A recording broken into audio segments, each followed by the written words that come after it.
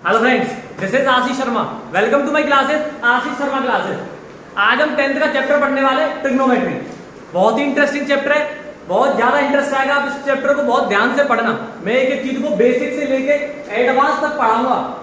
किसी ने अगर ट्रिग्नोमेट्री नहीं भी पढ़ी, 11th के बच्चे ने भी, वो अगर यहाँ से क्लासेस देखता है, एक एक डाउट क्लियर हो जाएगा। बेसिक से एक एक डाउट बहुत पेशेंस के साथ चलेंगे।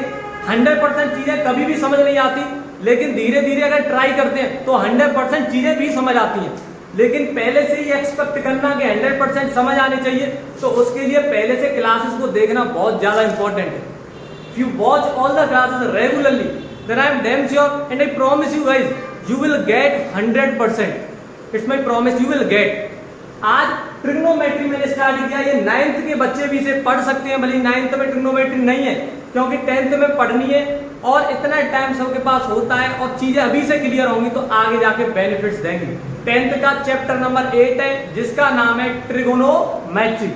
हिंदी में से बोलते हैं त्रिकोणमिति। ये बहुत ही इंटरेस्टिंग चैप्टर है। अगर ये समझ में आने लग गया तो मैं बता रहा हूँ बहुत ही ज्यादा मजा आएगा इसे करने में, और बहुत ज्यादा आपको लगेगा मतलब मैथ से प्यार हो जाएगा। ये समझ लो, you will fall in love with mathematics if you read it with full of dedication and determination guys. So इसे पढ़ेंगे, बहुत प्यार से पढ़ेंगे, ठीक है ना। इस चैप्टर के अंदर आज जो मैं पढ़ाने वाला हूं इस चैप्टर के अंदर इंट्रोडक्शन। ट्रिग्नोमेट्री है क्या? बेसिकली हम ट्रिग्नोमेट्री तो पढ़ रहे हैं, डायरेक्टली चीजों पे चले जाते हैं कि भाई साइन ए, साइन थीटा, कॉस थीटा, वो चीजें बाद में। पहले हमें जानना है कि ट्रिग्नोमेट्री होती क्या है, उसके बाद हम पढ़ेंगे व्हाई वी स्टडी ट्रिग्नोमेट्री। हम ट्रिग्नोमेट्री पढ़ते क्यों है, ट्रिग्नोमेट्री पढ़ते क्यों है।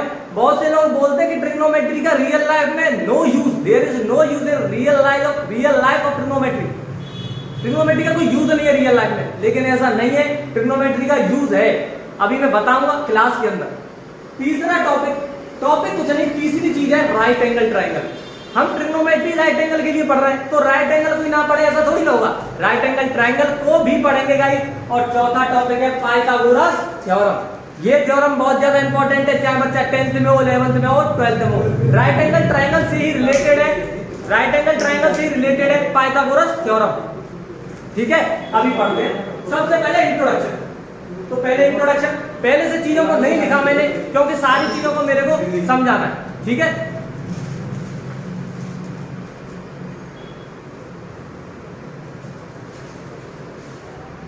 इंट्रोडक्शन सबसे पहले मैंने बताया था। अच्छा, ट्रिगोनोमेट्री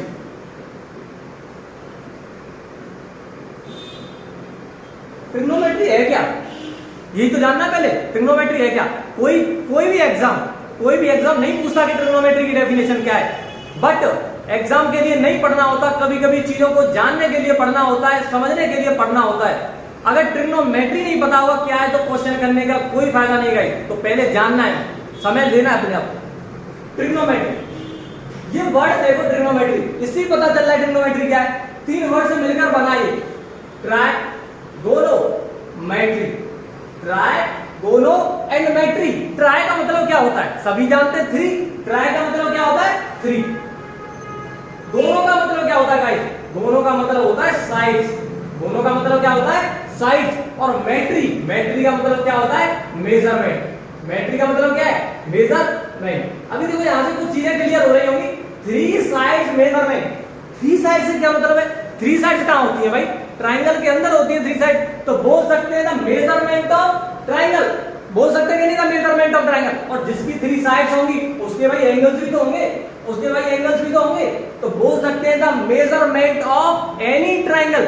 एनी ट्राइंगल बोलेंगे, हाँ बोल सकते हैं। लेकिन यहाँ पे ट्रिग्नोमेट्री में और राइट एंगल ट्राइंगल के बारे में पढ़ते हैं चीजों को बेसिकली, वो तो जानेंगे हम क्यों पढ़ते हैं। इसकी डेफिनेशन में अब क्या बोलूंगा, मैंने देखा ट्रिग्नोमेट्री वर्ड से मैं धीरे धीरे पढ़ाऊंगा। इसका मतलब ये नहीं है कि चीजें लेट हो रही हैं, कुछ लेट नहीं होगा। टाइम दोगे तो 100% सीखोगे, यही मैंने सीखा है। If you give time then you will get 100% guys. समय लगता है, पहले एक बार में 100% कोई नहीं सीखता, लेकिन अगर टाइम दोगे तो 100% जरूर सीखोगे, ये मेरी गारंटी आपसे। समय देना है, एक एक चीज को बहुत प्यार से समझना है। मैंने यहाँ पे बताया ट्राइगोनोमेट्री, ट्रिगोनोमेट्री। तो ट्राई मींस होता है 3, ट्राई का मतलब होता है 3, दोनों का मतलब होता है साइड्स, दोनों का मतलब क्या है साइड्स, एंड मेट्री का मतलब है मेजरमेंट। और भाई 3 साइड्स तो भाई ट्रायंगल के अंदर ही होती हैं, तो हम बोल सकते हैं the measurement of triangle is called trigonometry. लेकिन थोड़ा उसे अच्छे तरीके से लिखना, तो किस तरह से लिखेंगे हम, तो आप लोगों को पता तो चल गया होगा ट्रिग्नोमेट्री बेसिकली क्या है। अगर मैं इसको लिखता हूं, ट्रिग्नोमेट्री को एक्सप्लेन करता हूं, तो किस तरह से अपनी भाषा में लिखूंगा। भाई सीबीएसई बोर्ड में पढ़ रहे हैं तो चीजों को उसी तरह से देखना पड़ेगा। A branch of mathematics, a branch of mathematics, a branch of mathematics in which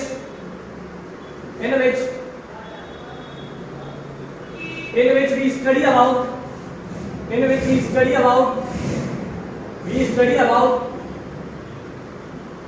क्या measurement of triangle। a branch of mathematics in which we study about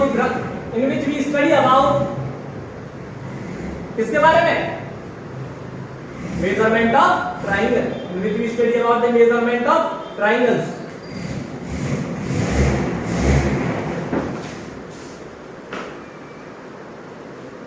measurement of triangles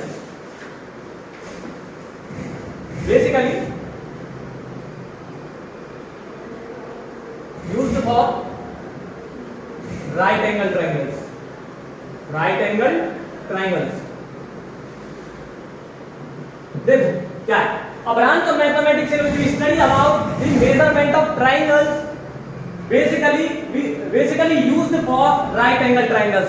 एक ट्रिग्नोमेट्री क्या है, ट्रिग्नोमेट्री एक branch है, एक ऐसी शाखा है मैथमेटिक्स की जिसमें हम पढ़ते हैं ट्राइंगल्स के मेजरमेंट के बारे में, और ट्राइंगल्स में भी किसके मेजरमेंट के बारे में, राइट एंगल्स के बारे में। ठीक है गाइस, अभी आते हैं why we study mathematics. Second point था व्हाई वी स्टडी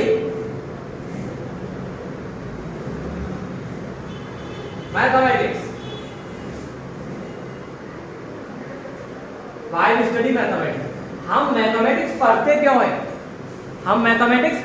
क्यों हैं, तो देखो मैं अभी तुम्हारे कभी एग्जाम में थोड़ी ना आएगा व्हाई वी स्टडी मैथमेटिक्स, लेकिन जानना जरूरी है। यहां पे मैं कोई डेफिनेशन नहीं लिखाऊंगा, एक एग्जाम्पल के तरीके से बताऊंगा और आप लोग समझोगे। एक एग्जाम्पल के तरीके से देखो, ये मेरे पास कोई टावर है, कुछ भी बोल सकते हो, टावर बोल सकते हो, टावर।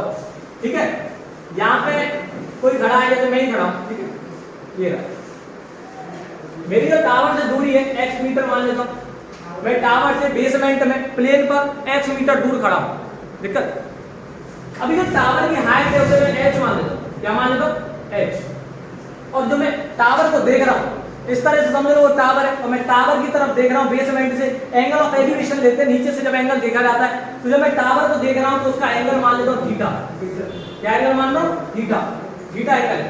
तो we can find the height of tower.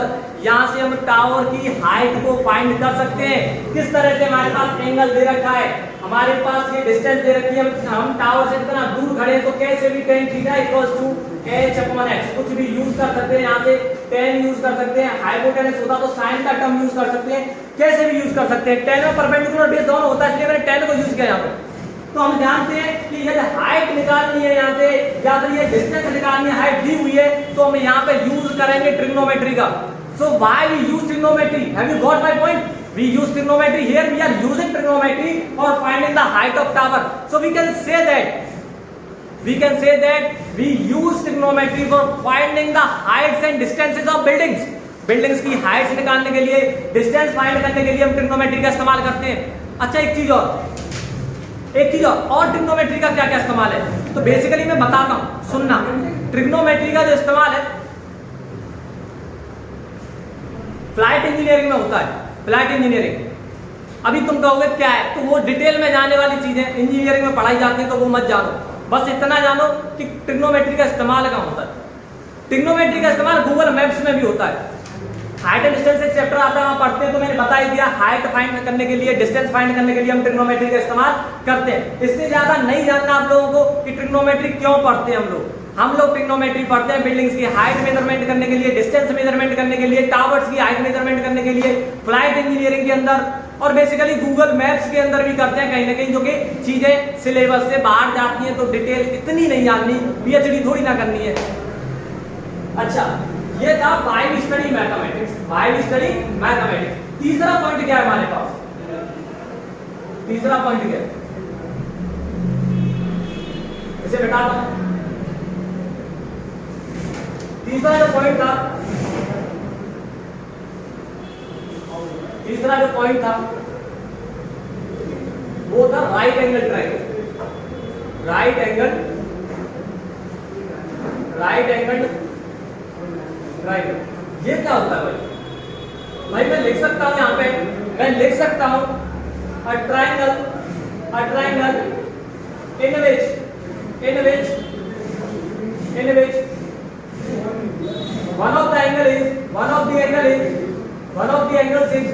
one of the angles आएगा यहाँ पे। ये प्रॉपर्टी ग्रामर की, वन ऑफ द के बाद पुल्लर नाउन का यूज करते हैं। One of the angles is 90 degree. एक ऐसा ट्रायंगल जिसमें एक एंगल कितना हो 90 डिग्री हो गई। अभी देखो मैं बना के दिखाता हूं आपको ट्रायंगल। जैसे ये मेरे पास कोई ट्रायंगल है A B C and you can see ये एंगल कितना है 90 डिग्री, ये एंगल कितना है 90 डिग्री। तो एक एंगल मैंने बताया था, एक एंगल 90 डिग्री होता है, वो राइट एंगल ट्रायंगल होता है। कोई भी एक एंगल हो सकता है वो। अभी देखो परपेंडिकुलर से सामने वाला एंगल, सॉरी 90 राइट एंगल से सामने वाला एंगल बोल सकता हूं, 90 डिग्री के सामने वाला एंगल, जो राइट एंगल के सामने वाला एंगल नहीं है, गलत बोल गया। राइट एंगल के सामने वाली जो साइड होती है उसे हाइपोटेनस बोलते हैं। क्या बोलते हैं? हाइपोटेनस। इसे परपेंड, अगर ये वाला एंगल ले रहा हूं उस वाले एंगल के लिए रेफरेंस, तो ये परपेंडिकुलर होगा। क्या होगा? परपेंडिकुलर होगा। और ये क्या होगा? बेस। अभी मैंने तो बता दिया राइट एंगल क्या है, एक एंगल 90 डिग्री हो। अब इसको थोड़ा डिटेल में लेके चलते हैं कि कौन से एंगल के लिए कौन सा परपेंडिकुलर होता है और बेस कौन सा होता है, क्योंकि परपेंडिकुलर और बेस वेरी करते हैं, रेफरेंसेस के अकॉर्डिंग वेरी करते हैं। अभी मैंने इस एंगल के लिए परपेंडिकुलर कुछ है, लेकिन इस वाले एंगल के लिए परपेंडिकुलर कुछ और होगा। ये भी चीज जानना बहुत इंपॉर्टेंट है। ट्रिग्नोमेट्री पढ़ने का कोई फायदा नहीं है और रेफरेंस को नहीं पढ़ पाई, एंगल को पहचानना बहुत इंपॉर्टेंट है। थोड़ा डिटेल में चलते हैं चीजों को लेकर। देखो ये मेरे पास कोई राइट एंगल ट्रायंगल है, ये मेरे पास कोई राइट एंगल ट्रायंगल जिसको कुछ भी नाम दे दो ए बी एंड सी। अभी यहां से पता चल रहा है ये 90 डिग्री पता चल रहा है। अब मैं बताऊंगा कैसे हम पता करते हैं कौन सी साइड परपेंडिकुलर है, कौन सा बेस है एंड कौन सी हाइपोटेनस है। How we know about which of the sides are perpendicular, base and hypotenuse. So we will go in detail. अभी चीजों को समझेंगे, ध्यान से समझना। अगर मैं देखो रेफरेंस इंपॉर्टेंट है, अगर मैं यहां पर रेफरेंस जो है एंगल ए को देता हूं, किसको देता हूं? Angle A. अगर मैं एंगल ए के लिए देखता हूं, अगर एंगल ए के लिए देखता हूं तो ध्यान रखना जिस एंगल के लिए देख रहे हैं उसके सामने वाली साइड हमेशा परपेंडिकुलर होती है। इसके सामने वाली साइड क्या होगी? परपेंडिकुलर। इस वाले एंगल के लिए सामने वाली साइड क्या होगी? परपेंडिकुलर। और परपेंडिकुलर से एडजेसेंट साइड जो होती है, जो परपेंडिकुलर से सटी हुई साइड होती है, दिस लाइक। अभी ये परपेंडिकुलर, तो इससे एडजेसेंट कौन सी है? ये वाली। तो ये बेस होता है, बेस। और राइट एंगल के सामने वाली साइड हाइपोटेनियस। क्या होती है गाइस? हाइपोटेनियस। मैंने क्या बताया? एंगल के, जिस एंगल के लिए रेफरेंस है, जैसे एंगल ए के लिए निकालना है, मैं बोलूं साइन ए के लिए, मैं बोल सकता हूं साइन सी के लिए, तो साइन सी के लिए परपेंडिकुलर कुछ अलग होगा, साइन ए के लिए कुछ अलग होगा। तो वही चीज है, रेफरेंस इंपॉर्टेंट है। तो एंगल ए के लिए रेफरेंस किस तरह से देखेंगे? एंगल ए के सामने वाली साइड कैसी होती है? परपेंडिकुलर। परपेंडिकुलर से सटी हुई साइड मतलब एडजेसेंट साइड क्या होती है? Base. Then next of the side will be hypotenuse which is remaining. अभी बची हुई साइड क्या? हाइपोटेनस। तो वो सॉरी बची हुई साइड क्या? एक ही साइड तो बची है, तो वो क्या होगी? हाइपोटेनस। और इस तरह से भी बोल सकते हैं कि राइट एंगल से सामने वाली साइड क्या होती है? हाइपोटेनस। क्या होती है? हाइपोटेनस। ये वाला हो गया। अभी एक डायग्राम और लेते हैं। देखो ये angle A B and C. Angle C के लिए देखो, एंगल सी के लिए मैंने बताया था जिस एंगल का रेफरेंस ले ले उसके सामने वाली साइड, उसके सामने वाली साइड, इस वाले एंगल के सामने कौन सा है? ये। तो इसके लिए ये परपेंडिकुलर होगा। ये इंपॉर्टेंट है क्योंकि क्वेश्चन भाई गलत हो जाते हैं। परपेंडिकुलर और बेस पहचानना सीखना बहुत जरूरी है। और मेरे को नहीं लग रहा कि एक भी बच्चे के समझ नहीं आया होगा, सारे बच्चे समझ रहे होंगे चीजों को। एंगल रेफरेंस मैंने लिया है सी, तो सी के सामने वाली साइड ये, तो ये होगी परपेंडिकुलर, ये होगी परपेंडिकुलर। ठीक है भाई, तो ये होगी परपेंडिकुलर एंगल के सामने वाली साइड, जिसके एंगल के लिए रह रहे हैं वो क्या होती है परपेंडिकुलर। उससे एडजेसेंट साइड, अभी ये एडजेसेंट है तो ये होगी base and 90 degree right angle के सामने वाली साइड क्या होती है हाइपोटेन्यूस। तो समझ आ गया होगा कि किस तरह से हाइपोटेन्यूस परपेंडिकुलर बेस को देखा जाता है। बचाए पाइथागोरस थ्योरम, बहुत इंपॉर्टेंट है सभी क्लास के लिए, कंपटीशन के लिए बहुत इंपॉर्टेंट है, जानते हैं इसे। देखो मैं थोड़ा इसे मिटाता हूं, इसका स्क्रीनशॉट ले सकते हो आप या छाप सकते हो, कुछ भी कर सकते हो। You have 5 seconds.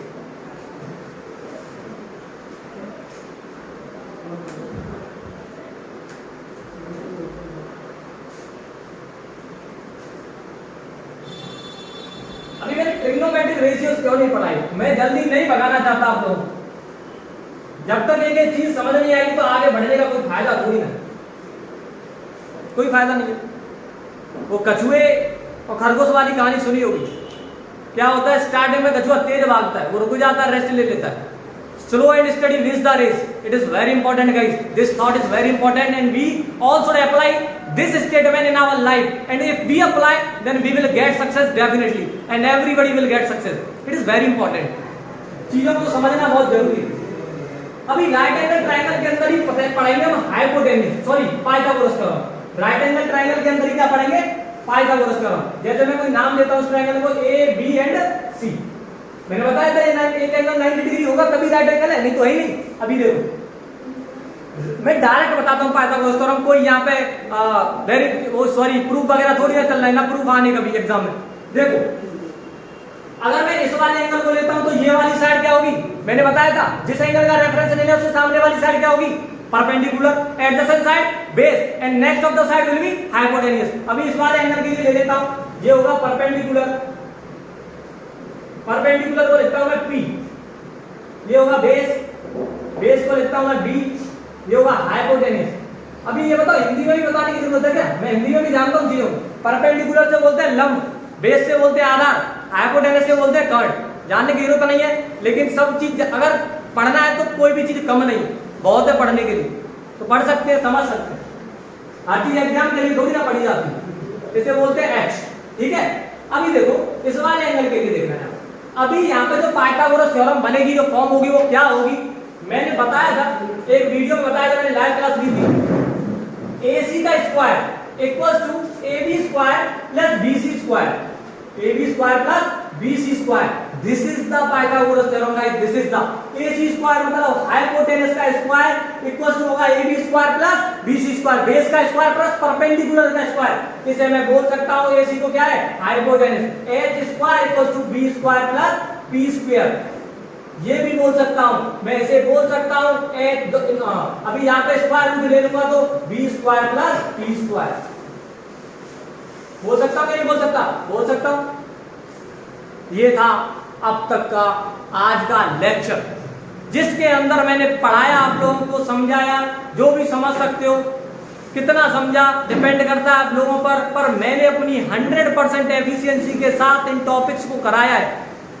आज जो कराया गया वो इंट्रोडक्शन था कि ट्रिग्नोमेट्री क्या है, व्हाई वी नीड ट्रिग्नोमेट्री, हमें ट्रिग्नोमेट्री की जरूरत क्यों पड़ती है। उसके बाद मैंने पढ़ाया राइट एंगल ट्रायंगल क्या होता है, क्योंकि ट्रिग्नोमेट्री के अंदर राइट एंगल ट्रायंगल का खेल है। उसके बाद मैंने पढ़ाया आप लोगों को पाइथागोरस थ्योरम क्या है। इसके बाद हम जो चलेंगे लेके चीजों को ट्रिग्नोमेट्रिक रेशियोज के ऊपर, and after that we will complete the exercise, we will do the exercise guys. So you will have to wait for few days for next part of the trigonometry। तब तक इस video को देखो, चीजों को समझो, प्रैक्टिस करो, and thank you everyone. जय हिंद, ऑल द बेस्ट।